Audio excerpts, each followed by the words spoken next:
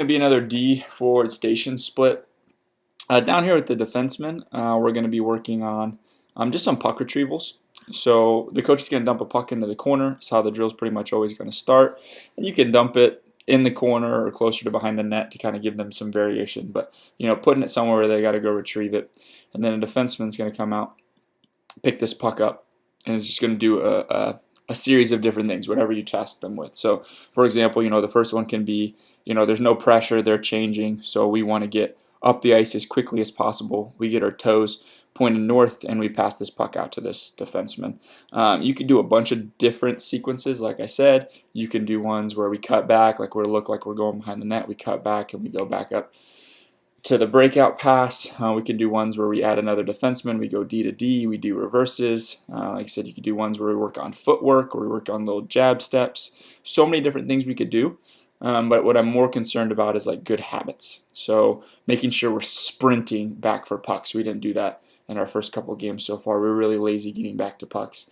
And then the other thing would be scanning, right? So the way I was always taught as a defenseman is we look over our inside shoulder, our outside shoulder, and then our inside shoulder again.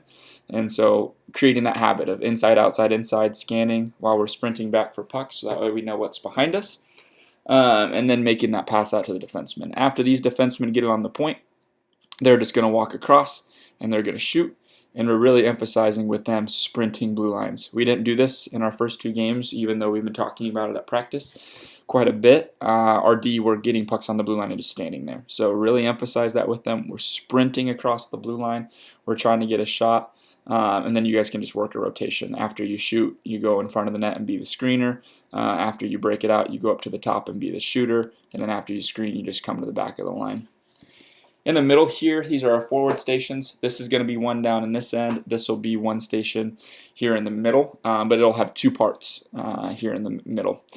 So for this one doesn't need a goaltender, and the reason for is they're just going to be firing a ton of pucks.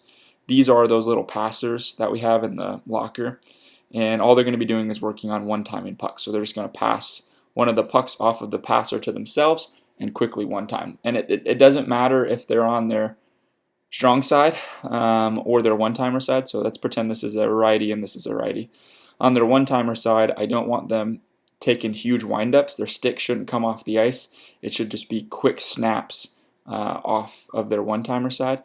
And then off of their strong side, they can do two things. If they're strong enough to snap pucks off of their inside leg, they can do that, or they can just catch and release across their body and snap it off quickly. But have them change, so they're obviously working on both sides, their one-time side and their strong side. This one's square shooter. This is a drill we've done before as a warm-up. Basically, there's one guy in the middle, and he's just communicating where he wants the puck from each line. So he'll call and talk to whoever his teammates is, call for a pass. And the most important thing is that his toes stay pointed towards the goalie when he's catching the pass. So like if this is a right-handed shot and the puck's coming from here, I want him catching it on his backhand, moving it quickly to his forehand and snapping it off. We don't always want to just catch passes when they're perfect. We want to catch passes when they're bad as well. And so you could even make a rule where, you got to catch it in your feet. You got to kick to your stick before you shoot.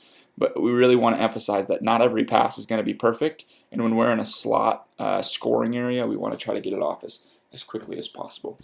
In this drill, this is going to be a progression of escapes. Coach is just going to put a puck in the corner, and the forward's going to go pick up a puck and do some sort of escape. So it might be a little cutback. It could be a little jab step. There's going to be no pressure to start, and then he's just going to walk out the top of the circles and get a shot. And so we'll work on that in both corners. It'll go pretty quick. And then what we'll do is we'll add some pressure. So basically this forward's going to tell this forward which way to go. He's going to put his stick a certain direction.